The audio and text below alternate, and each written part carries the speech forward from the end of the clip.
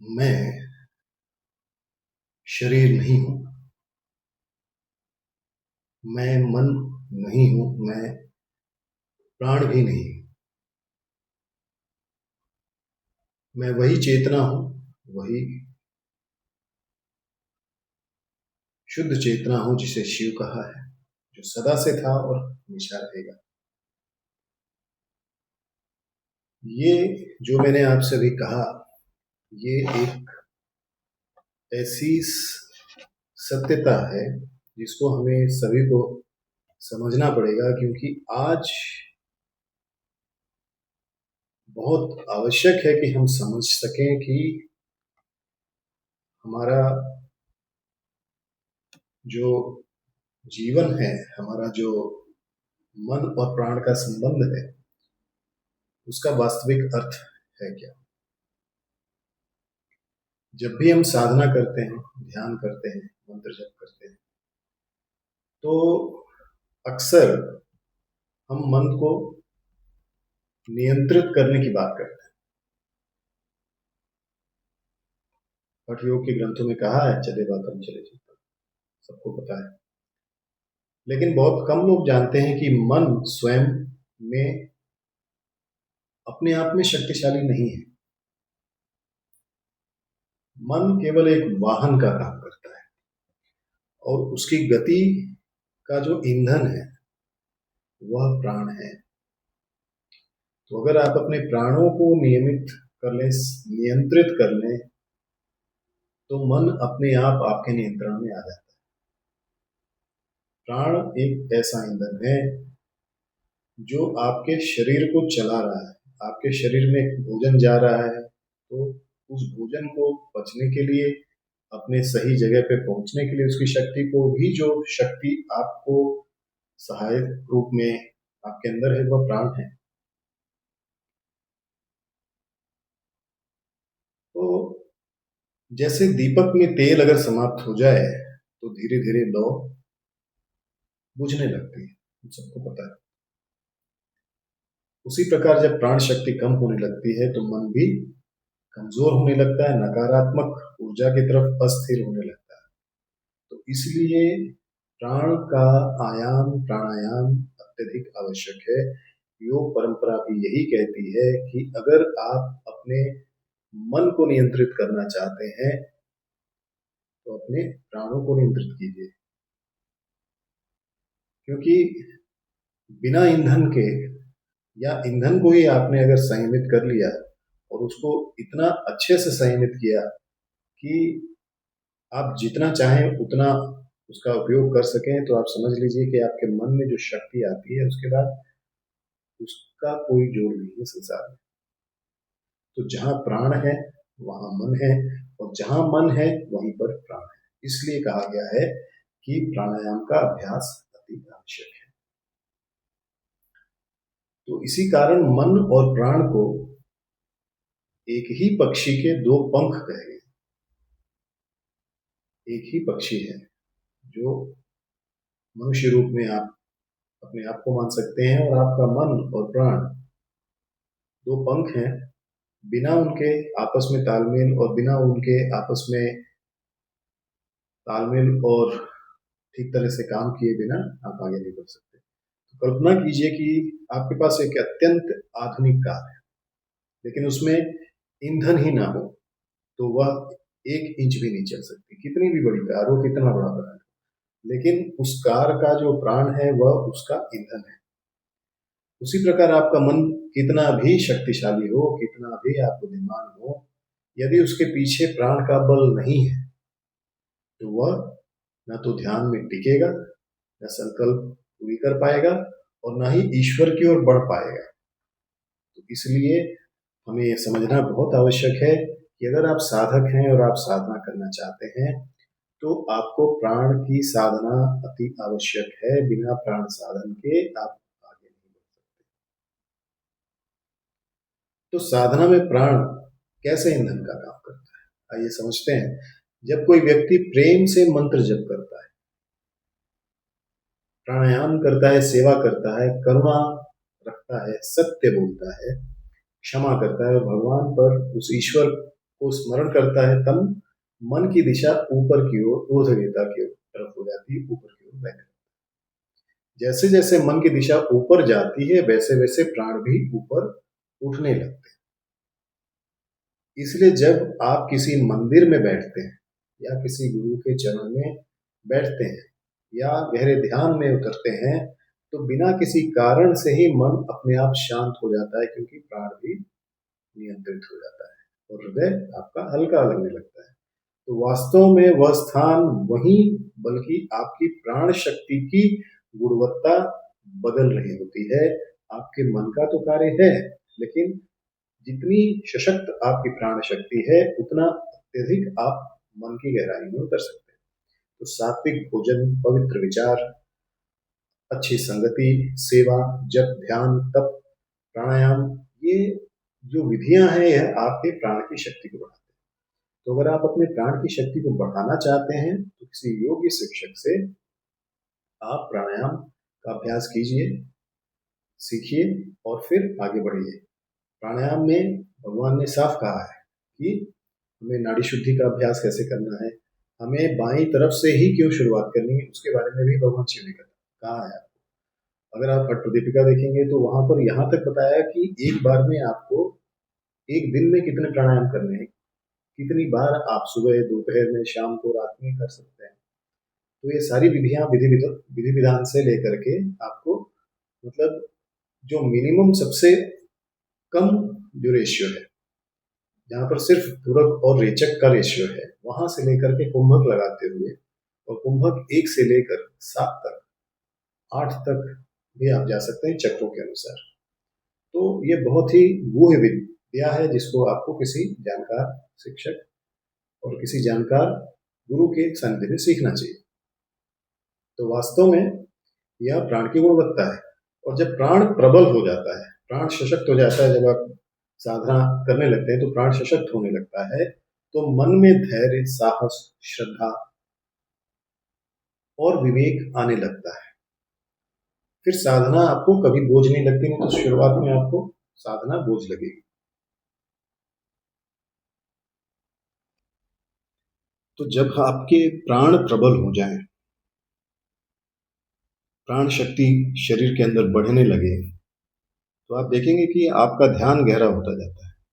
आप घंटों तक बिना किसी तकलीफ के एक आसन में बैठ पाते हैं। धैर्य, साहस, श्रद्धा और विवेक अपने आप आ जाता है। तब फिर ऐसा भी होता है कि जब आप साधना शुरुआत में कर रहे होते हैं तो बड़ी जल्दी आपको लगता है कि ये तो बोझ की तरह है। तब वो बोझ नहीं लगता, साधना करने में आपको और ज्यादा आनंद आता है। भगवान का स्मरण स्वतः होने लगता है, आपको मैकेनिकली कुछ नहीं करना पड़ता है। धीरे धीरे व्यक्ति बाहरी दुनिया से हटकर अपने भीतर की प्रकाश की ओर जाने लगता है। तो प्राणायाम का जो मुख्य उद्देश्य है वो इसलिए नहीं है कि ठीक है फिजियोलॉजिकल इफेक्ट तो एक इफेक्ट है भाई, सिंपैथेटिक, पैरासिम्पैथेटिक, वो एक पार्ट जो भौतिक है, लेकिन उसका आध्यात्मिक पहलू ये है कि हर प्राणायाम, जब आपकी प्राण शक्ति जागृत होती है तो इड़ा और पिंगला को बैलेंस कर देती है, समन्वय आ जाता है। सुषुम्ना के अंदर जो 7 चक्र है उनको जागृत करने का काम। तो हर प्राणायाम, हर आसन का एक ही मुख्य उद्देश्य है, और वह है कि आपके अंदर सोई हुई कुंडली को जागृत करना। अगर प्राणायाम करने के बाद आपकी कुंडली जागृत नहीं होती है या वैसा आभास नहीं होता है, तो कहीं ना कहीं आपके प्राणायाम में कुछ ना कुछ कमी है। तो प्राणायाम का मुख्य उद्देश्य यही है। तो अब हमें ये समझना पड़ेगा कि प्राणायाम करने से जब प्राण और ज्यादा साधना आप करते जाते हैं तो उसके बाद क्या होता है। तो जैसे जैसे साधना बढ़ती जाती है, प्राणायाम, ध्यान, धारणा, तो प्राण का प्रवाह जो है शुद्ध हो जाता है, और प्राण क्योंकि पहले से ही सूक्ष्म है और ज्यादा सूक्ष्म हो जाता है। मन की चंचलता कम हो जाती है, तो ध्यान लगने लगता है। मन की इच्छाएं स्वतः समाप्त हो जाती है। क्यों समाप्त हो जाती है? क्योंकि राग और द्वेष के परे हो जाते हैं। आप क्लेशों के ऊपर सीधे सीधे प्राणायाम का असर देखते हैं। अहंकार ढीला पड़ने लगता है। मैंने बोला आपसे कि अविद्या, अस्मिता, राग, द्वेष, अभिनिवेश, इन सबका धीरे धीरे समाप्ति होने लगता है। इनके अंदर जो बीज है जिसके चलते राग द्वेष हो रहा है वो भी समाप्त होने लगता है। और एक समय ऐसा आता है कि साधक के लिए ध्यान कोई अभ्यास नहीं रह जाता, बल्कि उसकी स्वाभाविक अवस्था बन जाती है। भगवान शिव, अगर आप 5वें चैप्टर शिव संहिता में पढ़ेंगे, तो वहां कहते हैं कि एक ऐसी अवस्था जहां पर चलते फिरते खाते पीते हमेशा वही अवस्था बनी रहे, तो उस अवस्था में आप पहुंच जाते हैं। तो उपनिषदों ने कहा है कि जब मन शांत हो और आपका प्राण स्थिर हो, तब आत्मा का प्रकाश स्वयं प्रकट होने लगता है। तब व्यक्ति अनुभव करता है कि शिव कहीं बाहर नहीं है, वह चेतना, वह प्रेम, वह आनंद जो भीतर अनुभव हो रहा है, वही शिव है। शिव कोई स्ट्रक्चर नहीं है, कोई फॉर्म नहीं है, एक दिव्य चेतना है जो हमेशा आपके जीवन में, हमेशा आपके अंदर, हमेशा ही रहते हैं। आप उस परमपिता परमेश्वर शिव और माँ आद्या शक्ति से दूर हो सकते हैं, लेकिन वह आपसे कभी दूर नहीं होते। उन्हें केवल भावना और भाव चाहिए। अगर आप अपनी भावना को उनकी तरफ मोड़ते हैं और पूर्ण श्रद्धा भक्ति समर्पण के साथ समर्पित हो जाते हैं, तो आपको शिव की साधना आराम से मिल जाती है, उनकी कृपा आराम से मिल जाती है। तो ये बात जो है, ये सात्विक साधना, सात्विक सही रास्ते से अगर आप चल रहे हैं, ईश्वर का आशीर्वाद आप पे बना हुआ है, आपके गुरु हैं और वह आपको गुरुनिष्ठ मार्ग आपको बताया हुआ है, आप कर रहे हैं। लेकिन अगर आपके जीवन में रजस और तमस बढ़ रहा है, तो ऐसी स्थिति में प्राण की स्थिति क्या होती है, आइए देखते हैं। तो यदि व्यक्ति क्रोध, चिंता, भय, ईर्ष्या, नफरत, तनाव, लालच, अत्यधिक भोग, अशुद्ध भोजन, अश्लीलता, नशा, देर रात तक जागना और निरंतर नकारात्मक विचारों में लगे रहता है, तो प्राण शक्ति कमजोर हो जाती है। तो अगर आपके अंदर लगातार क्रोध भरा हुआ है, भले ही आप चोला कुछ भी पहने हो, लेकिन मन में क्रोध है, किसी और के प्रति, अपने अपनों के प्रति अगर आपको ईर्ष्या है, नफरत है, लालच है कि उसके पास ज्यादा है, मेरे पास कम है, अत्यधिक भोग है, अशुद्ध भोजन करते हैं, दिखावा करते हैं, अश्लीलता है, तो आपके अंदर जो प्राण शक्ति है वह बहुत ही कमजोर अवस्था में है। और इसी से पता चल जाता है कि आप ध्यान कभी कर ही नहीं सकते, क्योंकि प्राण शक्ति कमजोर है। तो यदि कोई व्यक्ति हर समय तनाव में रहता है, उदाहरण के लिए ऑफिस की चिंता है, परिवार की समस्याएं हैं और भविष्य का भय लेकर जीता है, तो उसके प्राण धीरे धीरे कमजोर होने लगेंगे और उसके चक्रों में उसका असर दिखने लगेगा। उसे निर्णय लेने में कठिनाई होने लगेगी, आत्मविश्वास कम होने लगेगा। यदि कोई व्यक्ति प्रेम में चोट खाकर लगातार दुख, शिकायत और क्षमा न करने की भावना को ही जी रहा है, तो वह उसके जो दिव्य अनाहत चक्र हैं और भी दूसरे जो चक्र हैं उसको प्रभावित कर रहा है सीधे सीधे। जो चक्र उसके जीवन को बढ़ा सकते थे, उसके जीवन को और आगे ले जा सकते थे, वही चक्र प्रभावित हो गए और फिर वो छोटी छोटी बातों पे दुखी होने लगेगा। लोगों का विश्वास नहीं होगा, लोगों के ऊपर उसका विश्वास नहीं होगा। तो यदि कोई व्यक्ति निरंतर झूठ बोलता है, गाली देता है किसी को, मतलब आप देखिए सनातन संस्कृति में कहा गया है कि शंकराचार्य से ऊपर इस समय आदि शंकराचार्य ने 4 मठों की रचना की, उससे ऊपर हमारे ऊपर कोई नहीं, हमारे लिए वही शंकर है, शिव है। अगर कोई उनको बोले कि वो गलत है, तो क्या आपकी पात्रता है कि आप भगवान के ऊपर कुछ कह सके? पहले अपने आप को देखिए आप। तो आप समझ लीजिए कि किस लेवल का नेगेटिविटी आदमी के मन मस्तिष्क में घुसा हुआ है आज। तो अगर निरंतर झूठ बोल रहा है, गाली दे रहा है, नकारात्मक बातें कर रहा है या स्वयं को दबा कर रखता है, तो आप देखेंगे कि उसके चक्रों पर भी उसका असर हो रहा है। तो यदि व्यक्ति निरंतर भय या सुरक्षा में है, भविष्य की चिंता में जी रहा है, तो उसकी जो मूल शक्ति है, मूल आधार जो है, वही परेशान है, दूषित है। तो धीरे धीरे मन जो है अस्वस्थ होने लगेगा, नाजुक अवस्था में आ जाएगा और फिर क्या होगा, हर छोटी बड़ी बात पे वो रिएक्ट करने लगेगा। तो मन में नकारात्मक विचारों का तूफान उठने लगता है। ऐसी स्थिति में मन हमेशा नकारात्मक रहता है। फिर वह मन गलत शब्द बोलता है, गलत निर्णय कराता है, गलत कर्म करने के लिए प्रेरित करता है। वास्तव में समस्या मन की नहीं है, समस्या उस प्राण शक्ति की है जो उसके अंदर कम है। तो लोगों का पूरा ध्यान जो होता है वो ये होता है कि आप ध्यान कर लीजिए, आपका मन ऐसा हो जाएगा।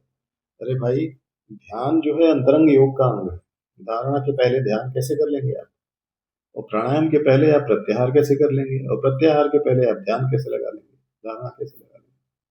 तो सब एक दूसरे से जुड़ा हुआ है। तो कभी भी साधना जब आप कर रहे हैं तो यम नियम के बाद आसन सीखिए। आसन लगाने के बाद उसमें भी सिद्धासन में आपको बहुत अच्छे से सीखना चाहिए। सिद्धासन करने के बाद आपको प्राणायाम करना चाहिए। प्राणायाम में सिद्धि होने के बाद ही आप प्रत्याहार या धारणा कर सकते हैं। तो जब प्राण शक्ति मजबूत होगी तो अपने आप आपके निर्णय सही हो जाएंगे, गलत कार्यों से दूर हो जाएंगे आप। तो समस्या आपका मन का नहीं है, समस्या आपकी प्राण की शक्ति का है, क्योंकि आपकी जो बातें हैं वह इसलिए ऐसी हैं क्योंकि आपके चक्रों की शक्तियां दूषित हैं या कमजोर हैं और आपके अंदर की प्राणिक शक्ति कम है। अब इसका अभ्यास कैसे करें, इसको अगर ठीक करना है तो कैसे करें? तो इसका एक ही उपाय है, वह है योग मार्ग। तो योग प्राण का एक बहुत दिव्य विज्ञान है, क्योंकि प्राण ही मन को चला रहा है। और कई बार आपने देखा होगा कि मन इतना ऊपर से ओवर पावर हो जाता है कि मन ही प्राण को चलाने लगता है, अगर आप इतना ज्यादा तनावग्रस्त हैं। तो यदि प्राण शुद्ध है तो मन भी शुद्ध होगा। तो इसीलिए कोशिश ये करना है कि प्राण पे ज्यादा फोकस हो। अगर प्राण शुद्ध नियंत्रित हो जाता है तो मन के ऊपर ज्यादा कार्य करने की जरूरत नहीं, अपने आप ही सब सही हो जाता है। तो यदि प्राण शिव की ओर प्रवाहित हो रहा है तो मन भी उसी दिशा में जाएगा। आप प्राणायाम कर रहे हैं, प्राण शिव मंत्रों के साथ कर रहे हैं, तो आपका मन बहुत स्वाभाविक है कि शिव जी की तरफ जाएगा। कुछ गहरी श्वास लीजिए, प्राणायाम कीजिए, मंत्र का जाप कीजिए। और सबसे आवश्यक है कि किसी को भी क्षमा करना सीखिए, प्रेम करना सीखिए, प्रकृति के साथ समय बिताइए, अपने भोजन को सात्विक बनाइए। और सबसे महत्वपूर्ण, हर दिन कुछ क्षण के लिए बैठकर उस परम पिता परमेश्वर, परम चेतना को, शिव को जरूर याद कीजिए। क्योंकि जब प्राण शुद्ध हो जाता है तो मन शांत हो जाता है। जब मन शांत हो जाता है तो आत्मा का प्रकाश प्रकट हो जाता है। और जब आत्मा का प्रकाश प्रकट हो जाता है तब जाके साधक अनुभव करता है कि मैं उस शिव से अलग नहीं हूँ, मैं ही वह शिव हूँ। वह शिव नहीं होता, उसका अंश ही है, लेकिन वह अनुभव होता है। और वह अनुभव अहंकार युक्त नहीं होता, अहंकार से मुक्त होता है। क्योंकि जब हम नदियां उस शिव रूपी समंदर में एक होती हैं तो हम अपने आप को उस समंदर के नाम से ही जानना चाहते हैं, हमें लोग उसी नाम से जानेंगे। और वह समंदर जो है वह शिव है, इसलिए हम अपने आप को शिव का अंश मानते हुए उसी में लीन रहते हैं। तो इसलिए प्राणायाम बहुत आवश्यक है। हाँ बिल्कुल, ये सही है कि मन के हिसाब से भी प्राण का असर होता है। अगर आपका मन अस्वस्थ है तो आपका प्राणिक वायु जो है, आपके ब्रीदिंग, रेस्पिरेटरी रेट, सब चीज चेंज होगा। लेकिन प्राणायाम इस चीज को ठीक करने के लिए नहीं है। प्राणायाम का अर्थ है कि प्राण ऊर्जा को शरीर के अंदर जितना ज्यादा सशक्त बनाया जा सके प्राणायाम के माध्यम से। और जितना ज्यादा आप सशक्त बनाने की कोशिश करेंगे, जो विधि है वह आपके मन को भी सशक्त बनाती है, शांत कर देती है। और मन और प्राण शांत होकर अपने इष्ट जो कि शिव हैं उन्हीं में विलीन हो जाते हैं।